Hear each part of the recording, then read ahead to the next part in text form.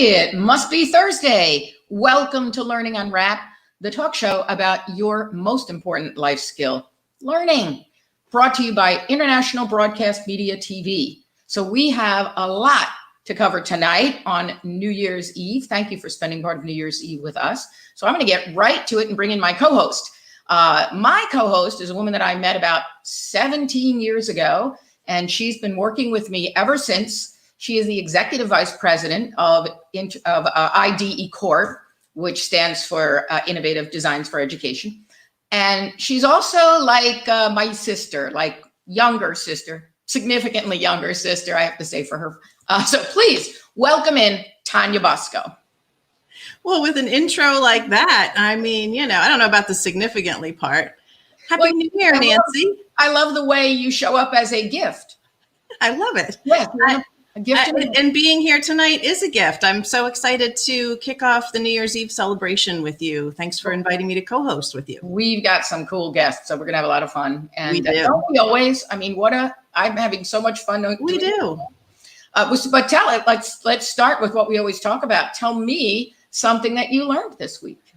Well, I am forever learning. But I would say this week, my biggest learning is to find opportunities to celebrate even the smallest moments in life and just look for the joy and all those chances that you can take to have a great time. Yeah, that's, it was interesting that I was looking the other night for something on TV and there was the news show. It was called the 2020 The Year in Review. And I sat and stared at the screen and thought, yeah, no, I'm not going to watch it. Yeah, I want to see this year in review. We'll move on to the next year. But one of the things that I learned just yesterday was that our little show here, we are in our fourth week, actually won an award on the International Broadcast Media TV Awards show for 2020 for excellence in education and learning. So we were very excited about that. Congratulations. Yeah, so thanks to those of you who are watching the show and for any of those who voted for us. And as we bring in our guests, we do want to encourage our live audience. I don't know how many people we have watching live on New Year's Eve, but let yourselves be known, because we would love to hear about what's something that you learned this week. As you know, this is the best way to kick off New Year's Eve. Right? It's like, let's get going and hear something that you've learned in the past week, especially while so many of us have been having a little bit of downtime in our lives, which is kind of nice. So, all right, without further ado, let's bring in some people here. So the first guest that I'm going to bring in, I actually met, I don't even know how many years ago, she might remember, when we were working as a consulting firm. IDE was working with Newark's Science Park High School, and they were looking to really implement problem-based learning and take a more problem-based learning approach to science. And so we were providing workshops there, and Radula was involved in that. And so we've gone on to remain in touch, and she's gone to some other places along the way. But right now, she is, and I got to read this off because she does a lot. She is the supervisor of science, professional development, and testing and assessment for the Princeton Public Schools in New Jersey. Please welcome Radula Bajaj. Hello. Hey, Nancy. Hey, Tanya. Good to see you. It's good to be here. It's great to see you. Nancy talked about meeting you so many years ago, and I was looking back through all my notes too. I think you and I met about 10 years ago. Yes. So it's been quite a while, and great to stay connected. So Radula, tell me about something that you learned this week. You know what? I kept thinking, what did I learn this week? Because this week I took time just to relax and catch up on my sleep, self-care, because that's something, we keep telling teachers, we keep telling students, and as administrators, I feel we've neglected ourselves. So I took the opportunity to just be with my family, take care of myself. And I did do one thing, which I hadn't had time to learn, but finally did find time for it. That was to create my own Bitmoji classroom. Wow. Oh, wow. Had we known that, we would have said, send us the picture so we can put it up, Well, All right, you'll have to share on Twitter. I was going to say, share it on Twitter so that we can, that's great. And that's a fun thing to learn, isn't it? It is. It is. I had been watching other teachers and, seeing their classes, and I was like fascinated by how do you do this? I felt I was being left behind the technology. The teachers were going so far ahead, so I finally got time to do it. And it's amazing what we've been doing with technology since the pandemic started. Absolutely. And how much we've been learning. All right. Well, we are going to bring in the next guest here. And this is a gentleman who I also met a million years ago, although we look very good for our age. And actually, Tanya, you met him before me. I did. Way back in 2004. It was when he was a teacher, mathematics teacher, and I trained him in designing learner-active technology-infused classrooms. And it feels like a million years ago, but you know how time is. So it's great to welcome back. And he's moved on to now be the superintendent of the Wharton Borough School District in New Jersey. Please welcome Chris Herdman. Hey, everybody. Hey, Chris. And the funny thing is, Tanya, is that was my last year teaching as well. So, because, right from there, and partly due to your training, moved into being the principal of that same school. Right. I remember that. Yeah. I was going to say, so we shared with you a really innovative way to design student-centered classrooms, and then you never got to actually do it. Pretty much so, yeah. A little bit. Yeah. You guys pushed me right out of the classroom. Actually, I think, Nancy, every person you turn, we don't get time to, really practice it. We just go on to become an administrator. That's what happened with me. I got trained in 2004. And in 2007, I was an administrator. Right. I think they say, wait, LATIC? Great. Why don't you come and be the principal, the supervisor, whatever? And you're like, wait, can I have a few years too? We actually have been redesigning instruction in a school in Florida that we have been partnered with. It was actually our first school in Florida. And I remember when Tanya was, we'll have to have Julie on the show, when Tanya met the principal and the principal said she's going to be our first fully LATIC school in Florida. I thought like, oh, what a nice person, what a great idea. And darned if she didn't. 3 years later, every teacher in her school was trained. They have LATIC, phys ed, science, phys ed, all of the subject areas, art, music. It's really amazing. And for any of our listeners who don't know what LATIC is, it's the Learner Active Technology Infused Classroom. And so, but she's got some high flyers there. And I just keep saying to them, don't move into administration until you've been running a Learner Active Classroom for like 6 years. You will so appreciate it because you're going to get to really, get to the deep paradigm shift before you start leading others. But that doesn't always work out that way. So. It's fun because the person I worked with, as well with, implementing it in the school is also moved into administration a few years later as well. Right. So both of us, slid right out. But I guess for the thing I learned this week, it's the same that was just shared, is that, it realized, self-care and taking time for yourself, taking a little downtime, which if my board was sitting here right now, they would just laugh, thinking, that I would even do that. But, you tend to forget that all of this happened, the beginning of last March when, you're calling each other, trying to determine what on earth are we doing, moving to, are we going to go to virtual instruction? How do we do it? How do we feed the students? How do we get, devices to the students? How do we get the internet to the students? All that stuff. And you realized, and I didn't realize it until, this holiday break, that I haven't rested since last March, because once you finally figured out how to run your schools virtually, it became summer, and then you had to figure out how to reopen them, in whatever, in person again, whether it be hybrid or full in person. And then I realized, probably like Christmas Eve, I'm really tired. So the thing that I learned this week was to take a couple days downtime, not think about anything, education related, other than the fact that that's all my brain does right now. And just, try to get some, self-care time and just recharge a bit. Yeah. And to our live audience, you'll see that when our guests are speaking, Carrie, who's our director behind the scenes, is putting up their Twitter handles So we invite you to build your professional learning network by following them on Twitter. And maybe they'll even follow you back. I don't know. I can't be responsible. The third guest, so let's get our third guest in so we can get a conversation rolling. The third guest, I also met a million years ago, but I think I've probably known her longer than I've known any of you. I want to go back to like the 90s when I was doing a workshop and she had joined. I think she was involved in professional development in district at the time. And it was just kind of, friends at first sight. And we kept going. And then later she became the associate superintendent in Jersey City. And we had done a lot of work with her there with training their middle school teachers in problem-based learning. And then we partnered with them in a small learning communities grant where they were redesigning their comprehensive high schools into career academies. And we were looking at how do you run more student-driven career academies. And we had a blast with her. And then she decided to go and retire. So I'm really not sure what that was all about.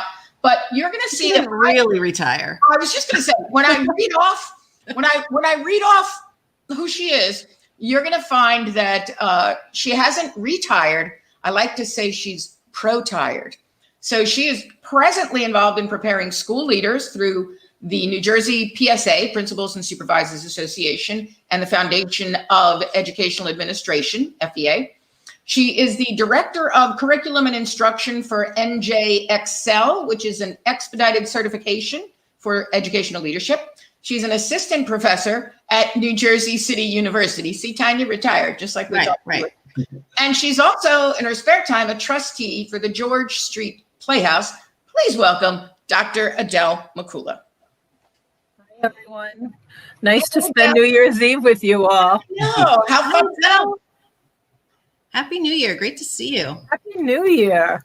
Nancy, that list is way too long, and we're not that old. So we've had a lot of fun along the way and through the years. But you're right. I remember the first time I attended, I was the newly appointed supervisor of what previously had been called gifted and talented programs. And as you may all know, Jersey City was one of the first districts to be taken over by the state back in 1989. And in 1992, I believe, I became the supervisor of what then they were calling programs that maximize potential.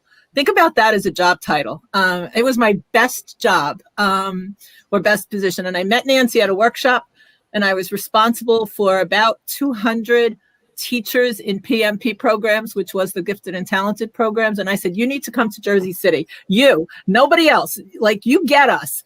And we met in a hot school cafeteria with fans going, right, for a full day workshop. And that began kind of, I guess, decades of a relationship and growth and training for all kinds of teachers in the district. And then after that, so it's good. And I remember that you had me for several years. We did a run of me being the opening keynote for all of the new teachers to the district. Yes. And I loved talking to them about, what does it take for students to learn? And I would do this little piece where they would realize how much they forgot from school. And then I would say to them, so you are about to embark on a career of 30, 40 years, where at the end, no one will remember anything you taught them. So we need to do something differently here, and they would laugh. And so it was a lot of fun for setting the stage for thinking differently about what teaching. Investment we all made in professional development. When I think back to those times, we did new teacher orientation in the summer for 8 days. I just thought that there was that much stuff that new teachers needed to know about before we would, want them to hit the classroom with kids. And yes, so when you think about the investment we've all made in our different districts in different ways, we're all PD advocates for years. So you're going to ask me what I learned this week? Yes, Adele, what have you learned this week? Are you sensing a trend? Mm-hmm. I am. I think mine's a little bit different. It kind of brought me back to my roots as a first and a second grade teacher all those years ago. I got to spend Christmas Day with my brother, sister-in-law, and their family, their son, daughter-in-law. The daughter-in-law is a teacher, and their 3 grandchildren, a pair of 5-year-old twins, a boy and a girl, Jordana and Joey, and a 7-year-old Anthony. And it was like the second coming, right? Santa Claus appeared at their house that morning. Second Santa Claus appeared at Grandma and Grandpa's house that afternoon.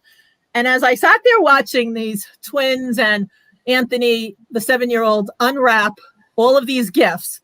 The thing that really amazed me, and again, Nancy, it's back to our roots, right? Because I was a computer lab teacher all those years ago too, is that the complexity of Christmas gifts for a 5-year-old and a 7-year-old were so different than when we were kids. Everything has a remote, has a computer attached to it. I'm not just talking iPads or Nintendo Switches. I'm talking racing cars with remotes, puppies that interact with your sense of voice.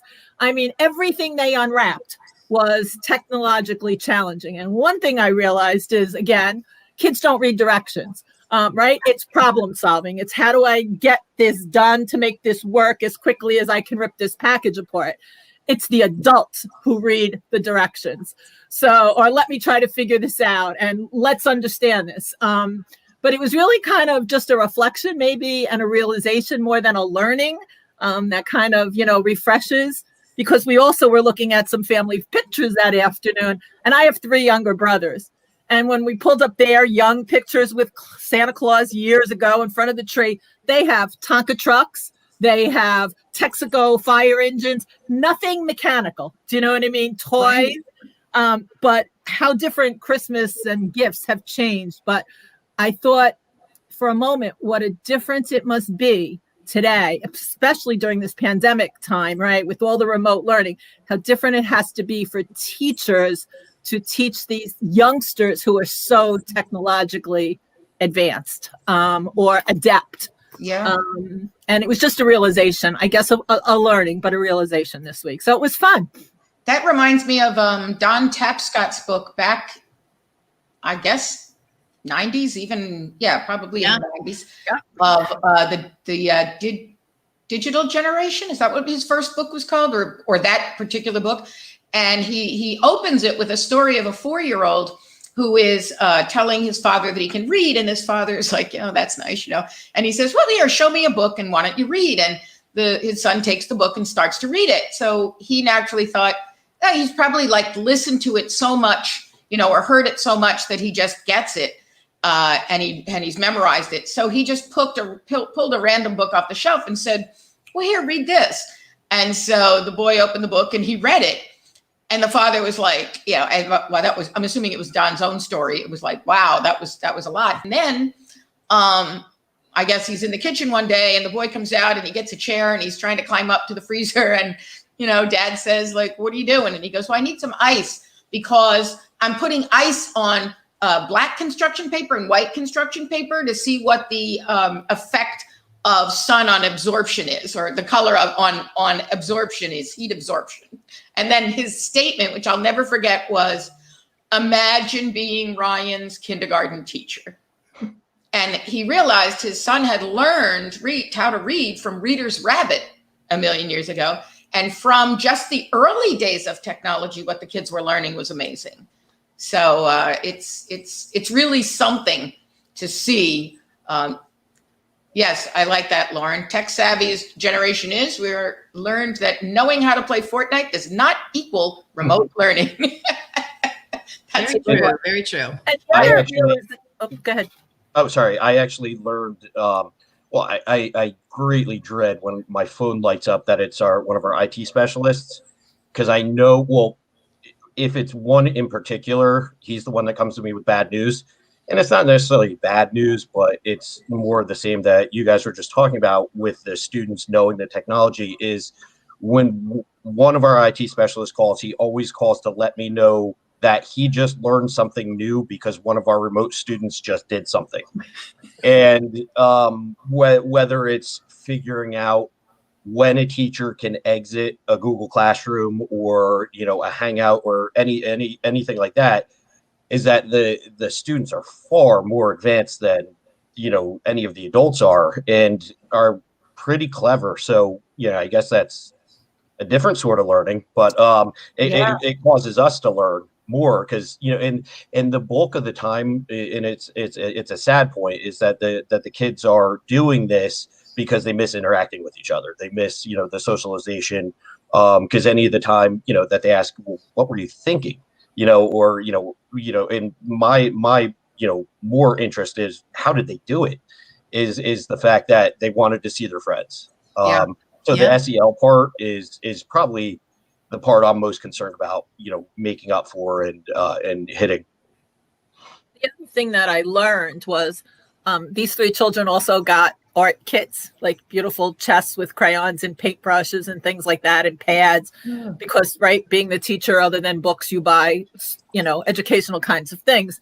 And after all the technology and the tiredness kind of settled in, as they settled down later that day, they took the paper and the crayons, and I'm telling you, the creativity or the pictures of what they were drawing was amazing. So when we talk about the importance of the arts and imagination, it's still there. And again, all aspects of education are important, but I was so glad the kids didn't blow off these gifts. You know what I mean? That they really found a place for still simple kind of crayons and paintbrushes and things like that. So it was good Christmas for them. I think this generation, which is Generation Z, and I'm reading, I didn't know we were going to talk about this, or I would have brought the book. I think it's called Unfiltered, and it's about Generation Z. And those are the kids that we're teaching now. And basically, they actually are going to create better balance in their lives than we ever did before, because they're just, technology is not only part of their life, but it's been a part of their parents' lives. So it's not as as it's been for past generations. And so it just feels like it makes total sense with what you're saying, Adele, that we need to make sure that they have a little of everything. And, Chris, making sure that they also have that social and emotional learning part. And I do want to give a shout out to our audience, because I thought it was great that as people were writing what they were learning a lot of what Chris and Radula learned, which was how important self-care is. So I love that so many people are saying this week, and I know Carrie, our director, even said to me, thank you for the week off, because we just kind of closed this week.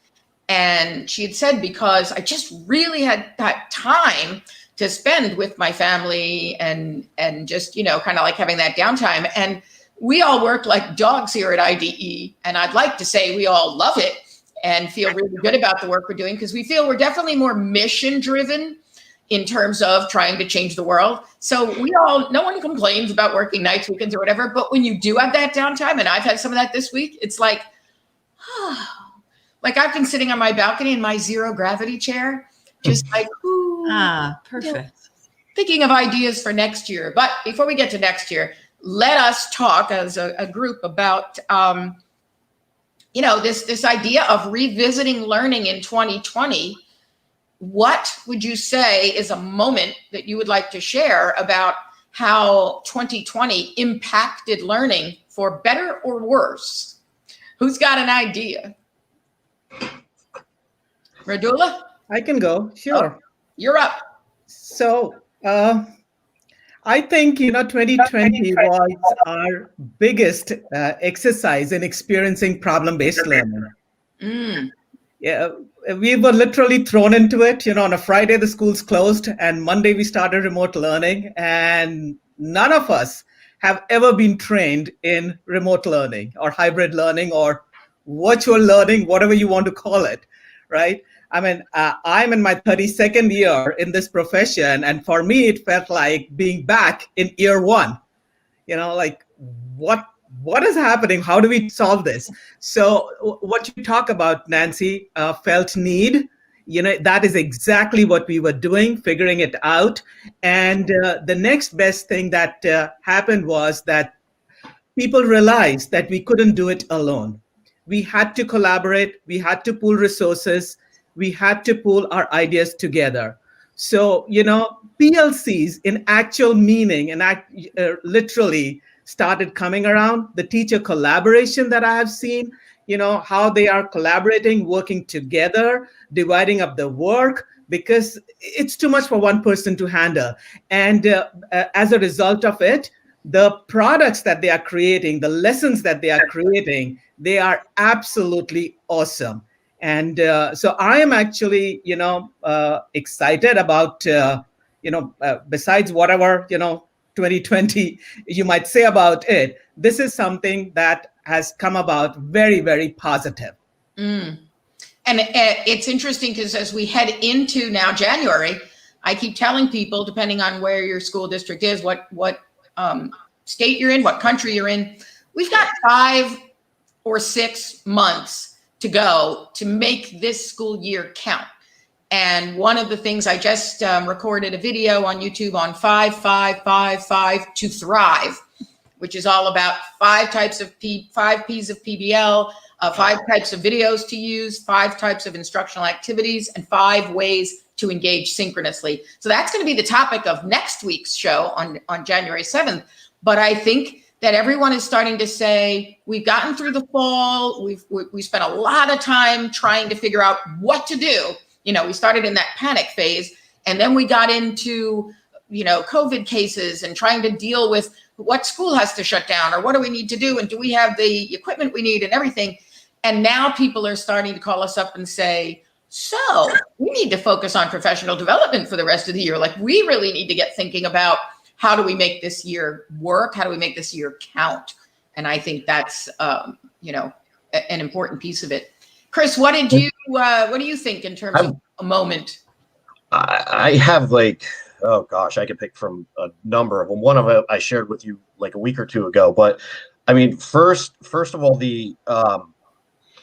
I guess, you know, from a school district standpoint is not being afraid to, you know, I call it with my staff monitoring and adjusting, not being afraid to do things, because it's this more than any other time, you can try new things, see if they work. So not to be afraid of that. If teachers have suggestions, if anyone in the district have suggestions, it's everyone's first time through, it's everyone's time to learn, you know, so no idea, you know, is a bad idea. And, you know, if you come up with something different or better, you know, we can try it. I guess, you know, because I work in a balance between, you know, both the staff and the principals and the community. And one of, I guess, the things that I try to focus on the most, because I know that teachers are working unbelievably hard, you know, with all the, you know, the different types of instruction. And I know, and you had said this to us in our Zoom call last week, oftentimes the teachers look at the students as, you know, the hybrid students, the in-person students, or the remote students, when they should be looking at them as just all their students, which, you know, when you phrased it really, you know, stuck with me. But, you know, we see how hard they work. And I know at times any educator would get frustrated, you know, with students maybe who aren't logging in or aren't, you know, getting their learning activities done, or not participating in you know, coming to the teachers for help, or, you know, we have behavior coaches and RTI coaches that interact with the students. But I find that they don't, or they miss out on the fact that what the parents are going through as well, because they're trying to keep their jobs, or maybe work from home, or have multiple children running throughout the house, you know, that they're trying to do their job and not lose their job, and, you know, educate their students at the same exact time. So, you know, I kind of jump back and forth on the both sides of the fence, going to, you know, the teachers explaining to them that the parents are doing the best they can. You know, of course, you're going to have some parents that do, you know, amazingly more, and some parents that maybe aren't going to be involved. For the most part, they're working, you know, trying to keep their jobs going, trying to help their kids, trying to pull their, you know, first grader off their sixth grader while they're, you know, doing something. But you know, it's both sides need to understand each other, because you have some of the, you know, the parents frustrated with the teacher, you know, and it's all just new to everyone. And probably the thing, you know, to walk away from with that is that understand that any of the frustrations, if it's a parent going at a teacher, or a teacher expressing the frustration with a parent, it's not even that they're frustrated with that individual person. It's just the fact that you know, they're frustrated, and that's where it's coming out on. So that was, you know, one of the big takeaways, and one of the things that, you know, we're going to be going on until we're completely back, you know, to in person. But the other thing that which I thought was very funny is that you know, one of the important things, because we didn't have any standardized testing last year, you know, to evaluate our kids, or, you know, as much as they're worth. But you know, we thought one of the most important things was to do our benchmarking. So we wanted to check to see how, if our students, how much they lost or regressed, or if any gained.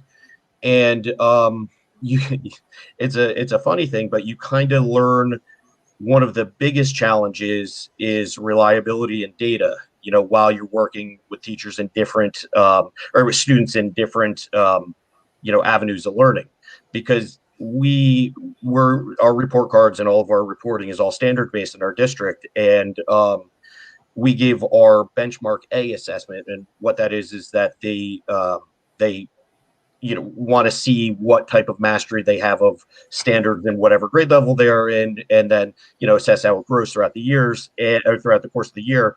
And it turns out that our first grade, I believe it was 78% of our ELLs mastered all of the first grade standards with the first benchmark, and 74% overall had. And I remember I said to you, like, wow. Yeah, had the standards mastered. And I gave a presentation at the board because one of some of our district goals are data driven. And I explained that to them, and they said, okay, well, what's your analysis of that? And I said, well, either two things: either the parents are incredibly bright and they know to do well but not that well on the first grade standards, or maybe they weren't all that bright at all in taking it. But you really aren't going to be able to use your data points to plan further instruction as well as you could in the past. I mean, you have to do what you can with what you have, but you have to understand that it's not always going to show the student learning, because the students that may not score well may be doing that because they don't have the one-on-one time with the teacher that they normally would, or they're not acclimating as well. But on the other extreme, you have the parents that maybe aren't the best facilitators for education, and more so are doing the work for their children. Well, so that was just hysterical when you were saying 70% of the kids passed, and I was like, wow. And you're like, which means that like 30% of our parents really don't know the content of the standards. Like, that is great. Or is it that that they knew that, well, you don't want to answer them all right, but I think that is such an important takeaway from 2020, that assessment is not going to work the same way, and it's not going to work the same way for the rest of the year. But shameless plug for my new book on reinventing learning. What is it? Reinventing the classroom experience, learning anywhere, anytime. Good one, Carrie. You got that right. Nancy, you got to get that title right. I got to learn the title of my own book. But one of the things I talk about there is I put assessment and facilitation together. That most of assessment is really going to come through teacher facilitation. And it's why I say that synchronous time is the worst thing you can do with synchronous time with students is teach. The best thing you can do is engage in discussions and facilitate and get a sense, because you can make a video to teach the content, but you're not going to really get back from the kids what they are getting and knowing unless you just are engaging in conversations with them. So Adele, I want to get to you, because and thank you to the audience. And I know, Carrie, keep putting them up there, because our audience is putting in, great comments in terms of things that their moments in 2020 as well. A couple of things I think we've all learned. I think, given our experience, right, we all know something. And I think as teachers and administrators, our leadership experience comes through. So when you had to pivot on a day's notice, we were able to pivot. School administrators, right, teachers, there's not many problems that we don't find solutions to. We always figure it out some way and make it work. So the experiences and the expertise that we bring helped us get through those first challenging, really, days, weeks on what to do and how to do it.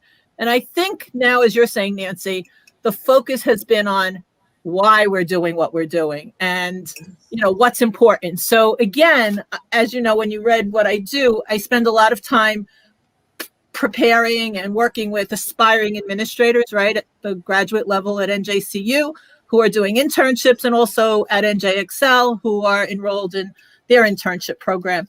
And I think too, go ahead, I'm sorry. They need a lot of support. I think one of the things that I saw one of Dave Allenbach's comments that just came up on the screen is that if they're first graders or graduate students or adults, we found that they needed additional support this year. And in terms of support, it's that SEL piece. It's the connection. It's the communication. It's how do you negotiate with your colleagues? You don't sit next to each other in class anymore. You can't have those kind of, nicety conversations that you get to know each other. Right. So online, I've been hosting a lot more informal kind of check-in situations. No assignments. Let's not talk about the work. Let's talk about what you need and how you're feeling and what's happening in your district and sharing experiences. So I think this was an unanticipated change.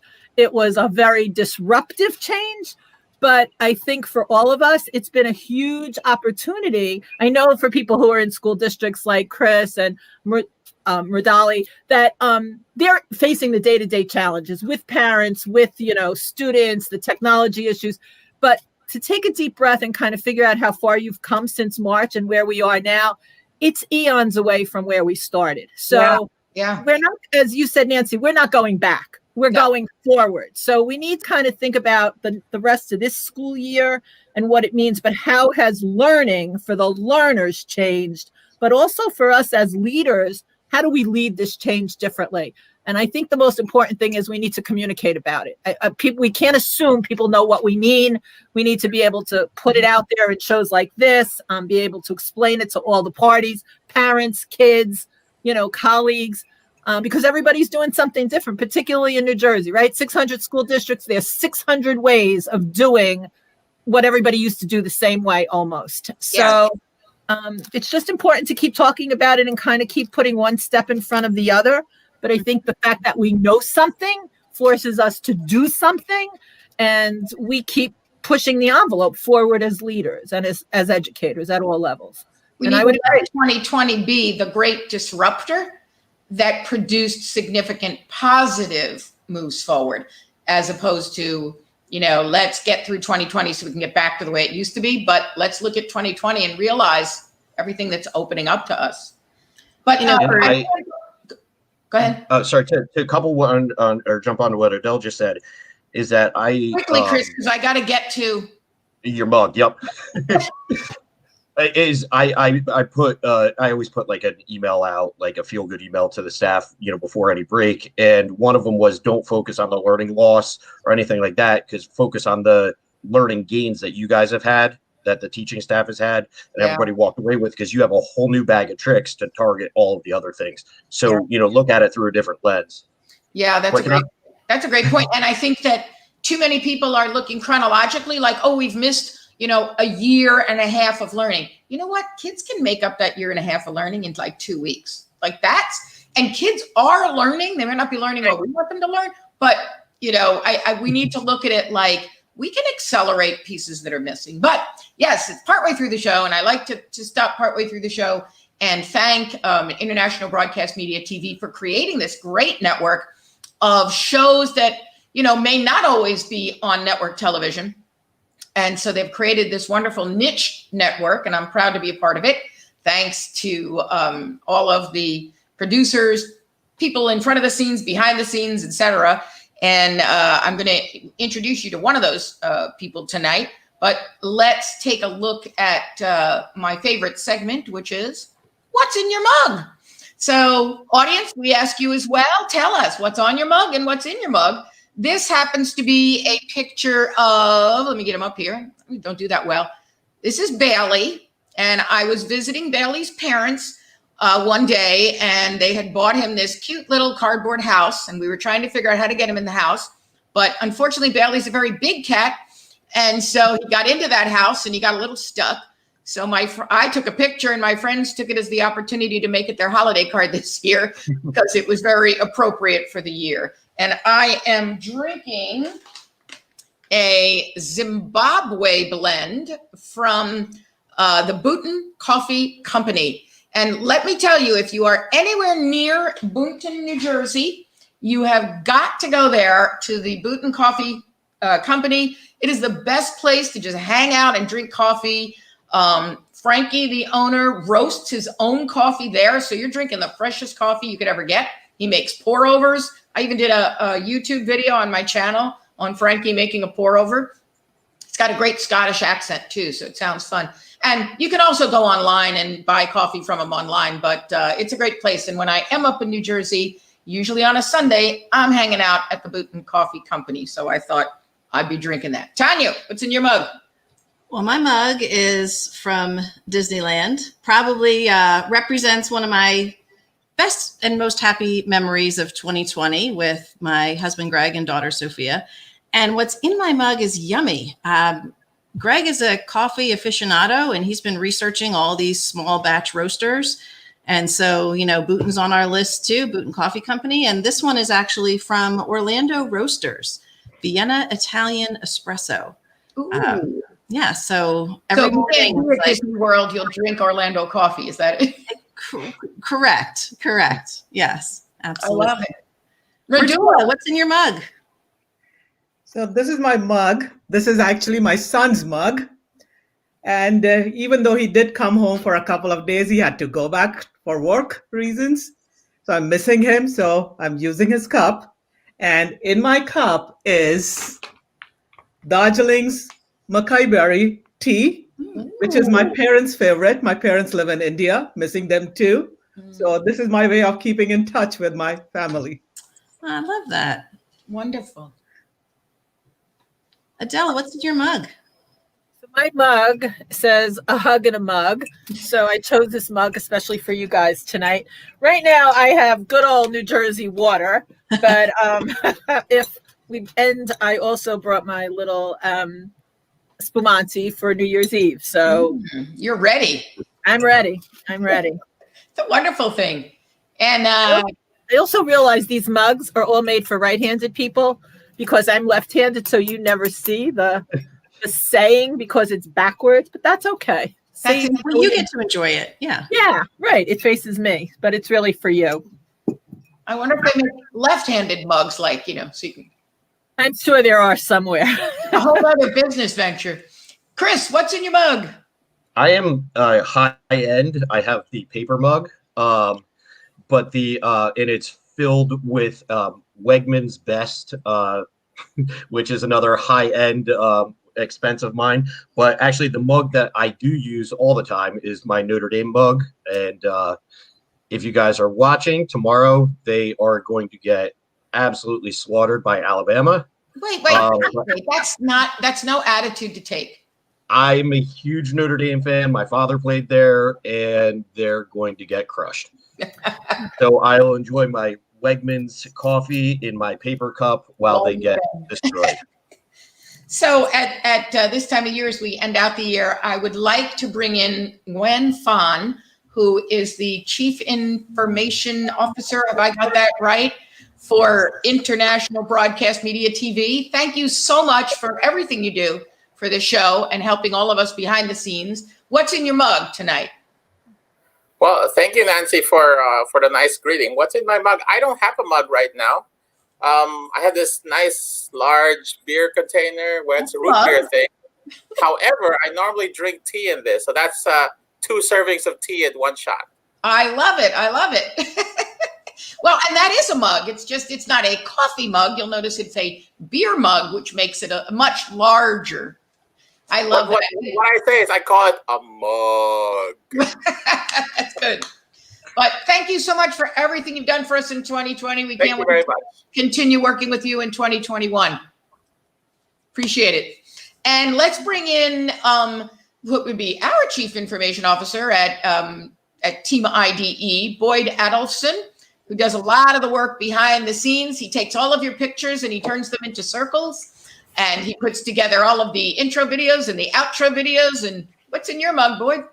Hi, everyone. Happy New Year. I'm drinking my IDE mug, and it's the last of the eggnog. The last of the eggnog. Last of the eggnog. Sad. That's what I was drinking last week. Well, thank you, Boyd, for always being there. I always say Boyd must have a phone attached to his hand because every time I text, he'll be like, just a second, I need to get off the ski slope. Unfortunately, you didn't get to ski this week because your ski lodge was wiped out by an avalanche. Just one of those things. I was so happy you weren't skiing there because I don't know what 2020 were a ski vacation. Yeah. Well, thanks for everything you do, and I look forward to an awesome 2021. Happy New Year, everyone. And Tanya, why don't you bring in our director? Carrie, come on in. Share with us what is in your mug. Hi, everyone. So what is Carrie's wearing her new director shirt. Fabulous. So what's in my mug is... Logo. You're too small for us to see it. There we go. So I have my Crazy Cat Lady mug. I heard Nancy shout out on her favorite things show that kittens are my favorite things. I foster cats, and I am drinking an orange and spice tea. Yum. That sounds wonderful. And Carrie, you have done an amazing job of learning from Gwen how to direct. And I know you and Boyd are there behind the scenes trying to play all the tricks and work and make everything happen. And I so appreciate that. So thank you for everything you do, and look forward to a great 2021 of Learning Unwrapped. Sounds awesome. Happy New Year, everyone. Happy New Year. And I see we've got several people from Shannon Terry loves this part of the segment. Shannon was on our show. Was that just last week? All the shows are kind of blending together over here. And we have Ellen Ruane in the audience, an old friend of ours, Adele and Tanya. Yeah. Hi, Ellen. Hi, Ellen. And Ellen, what's in your mug?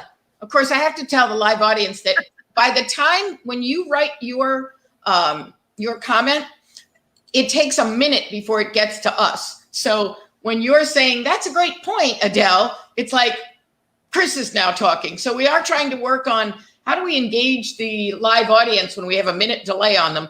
But definitely, if anybody goes back and watches the video on YouTube, you'll see the comments all coming in, as they're coming in real time. So did we get all the mugs in, Tanya? I think we got them. So you all talked about the connections that you saw happening in 2020, and then that was something definitely worth revisiting. So my question to you is, how will you inspire everyone to stay connected and to remain compassionate as we head into 2021? And we know, no doubt, things will get busy and crazy again as the school year kicks off and everyone gets back to work, no matter what your line of work is. How will we inspire everyone to keep that connection going?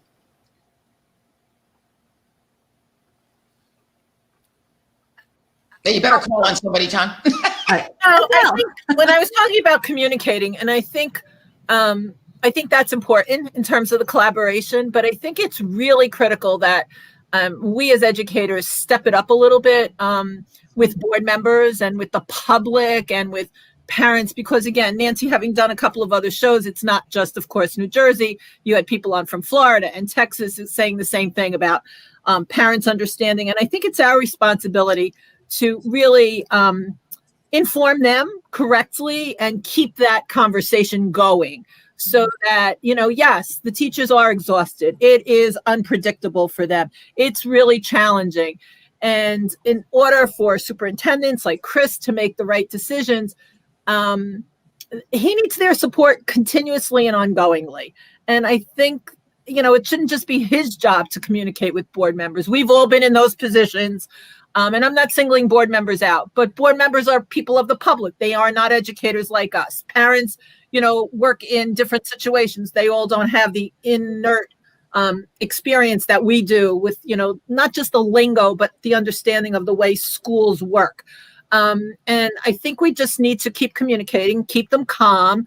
And I think we also need to acknowledge the real level of teacher leadership that has kind of had this ground swell over the last few months for teachers, to know that they're being respected and that their work is appreciated. And, there are no more boundaries. They're talking to parents at 7 and 8 o'clock at night.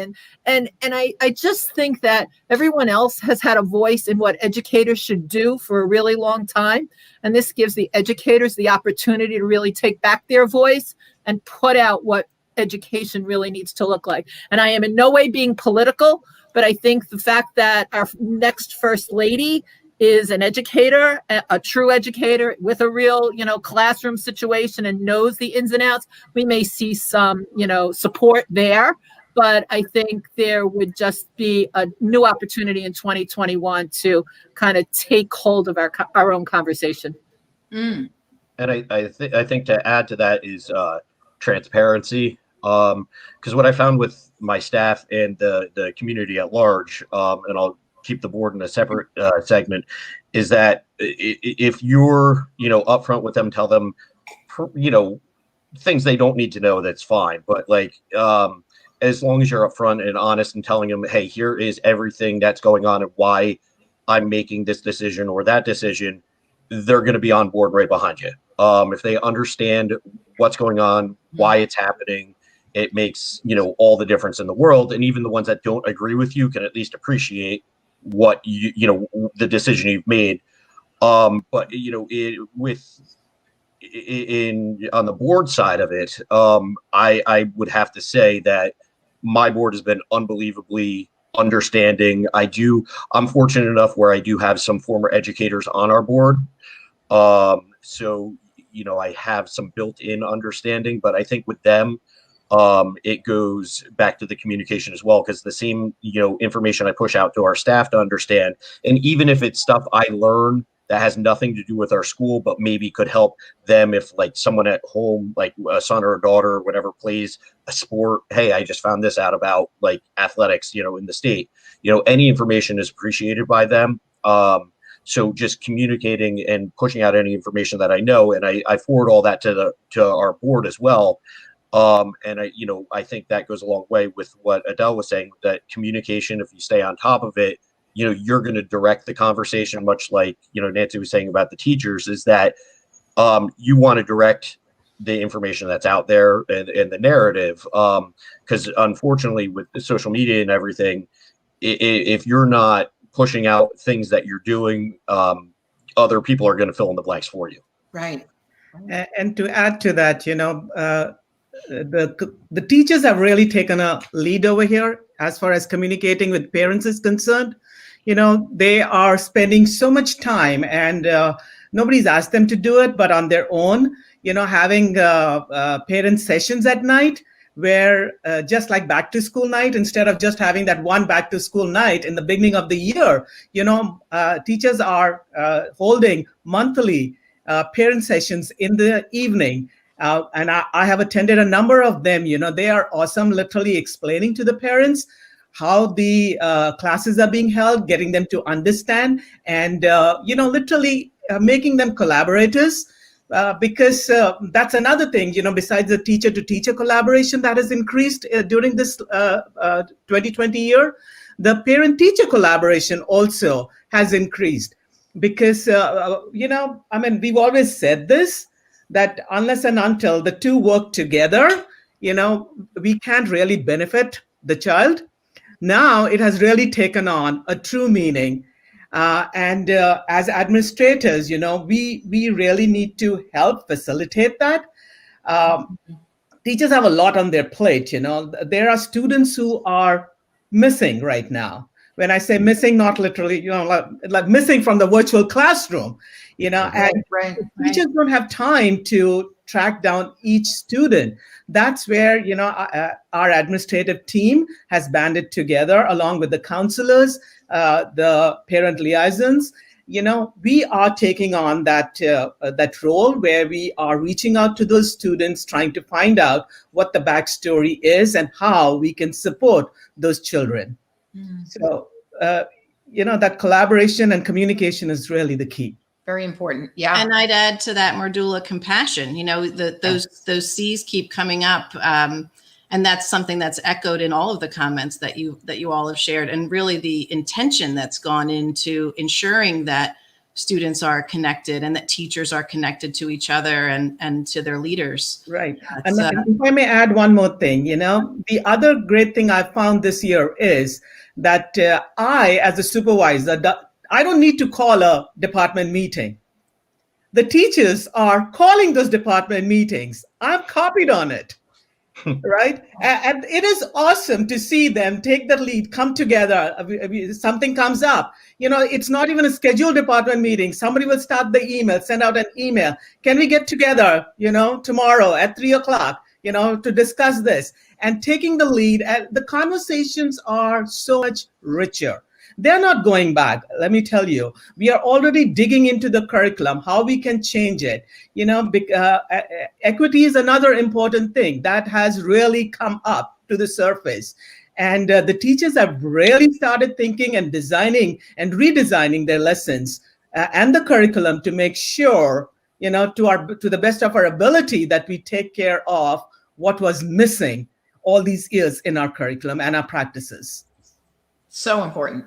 You kicked us off, Mridula, this evening by talking about how this 2020 experience back in March was like a giant problem-based task. And, you're taught what you're seeing are the fruits of that now. So you've had engagement and empowerment and teachers truly feeling efficacious. And you've all talked about teacher leadership and how you've seen that evolve over time, and how, families and parents caregivers have all become a part of that puzzle too. So it's really powerful to see all those connections happening.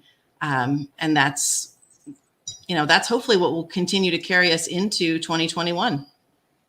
And it's funny, Tanya, great minds think alike, because I was going to make a comment about the engagement, empowerment, and efficacy, and how we talk about building that for students, but it's also important to build that for teachers. And this pandemic has thrown us into, if you're a teacher, you had to be engaged, figuring out what you were going to do. And then administrators they had to empower everybody, because we're not even, all together. And so there have been some good things, and I hope that everyone will take away some goodness from this year in terms of what we can do differently as we finish off the year and prepare for next year, so that once everyone is vaccinated and everything goes back to normal, we don't just go back to teaching the way we did, that we learn some important lessons from this year. So I can't believe that our time is up. It goes so fast, but I'd like to ask each of my guests to, this is the time of year when everyone does the hashtag one word. What is the one word that you would want to give to our audience for them to take into 2021?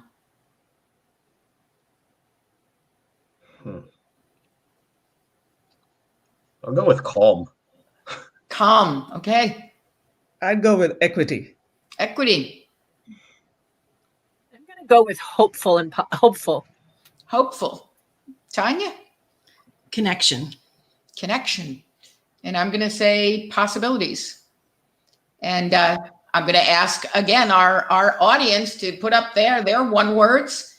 And it's been, I can't believe again that this hour goes so quickly. So Adele, Mridula, Chris, it's been such a pleasure having you as guests on the show. I'm sure we could all go on for hours and hours more, but I'll have you back. So. Good. Well, we only have a few more hours till New Year's Eve, so at least we'll just keep going, and we'll just see if the network cuts us off at some point. But thank you so much for being here tonight and talking a little bit about Learning Revisited in 2020. I so appreciate that. And Tanya, normally at this time of year, Tanya and I would be on the beach with friends and families, waiting for the New Year's Eve fireworks, because the great thing about this time of year is it gets dark early. You can watch the fireworks. We then go downtown and we watch the snow machines, which pump out, I think, soap that's supposed to look like snow. I remember when Tanya first moved down here and we took her daughter down to watch the snow, and she's like, what is she, 5, 6 years old? Right. And she's like, why are the kids so excited about this? Like, it's soap. It's not snow. Like, do these kids know this isn't snow? Just don't say anything. But you get to have all that fun, and then you can still go home, put the kids to bed, whatever, and go out for New Year's Eve. So that's the beauty of it. But this year, due to COVID, the New Year's Eve fireworks on the beaches in Naples have been, there'll be tons of fireworks at people's homes, but the official fireworks have been canceled for the year. But I thought what we could do is just give you a few seconds of what it did look like in a year past. Big ones. Really big ones. Look at that.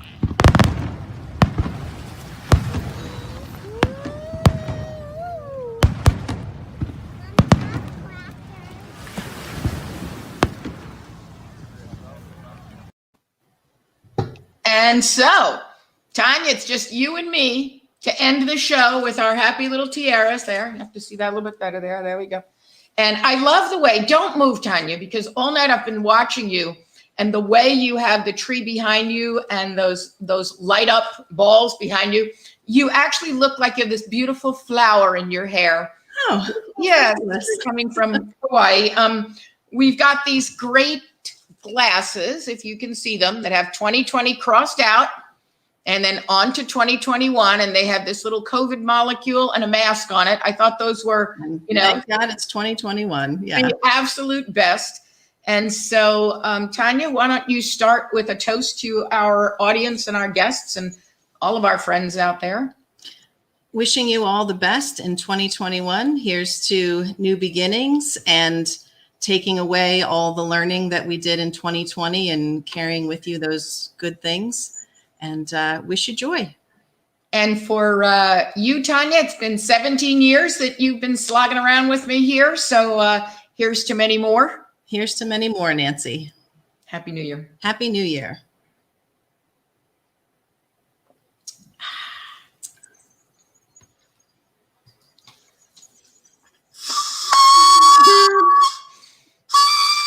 We had to do it. Yeah, we don't do that as well as the kids do. Speaking of the kids, remember, tune in next week on January 7th when we do 5555 to Thrive, so that we can really talk about how to make this year of learning count. And we always like to end off with the people who, make us who we are today, the younger members of ourselves, the children. So we will let the kids of IDE show us off, and Happy New Year to everyone. Happy New Year, everyone. Happy New Year, Nancy. Happy New Year. Banana. Feliz Año Nuevo. Happy New Year. Happy New Year. سلام اسمي دانيال سنة جديد تدن سعيدة. Noyes Yar. Happy New Year. Bonne fête. Bonne année et bonne santé à tous. Happy New Year. Happy New Year. Cheers to 2021. That better be water. It's sparkling.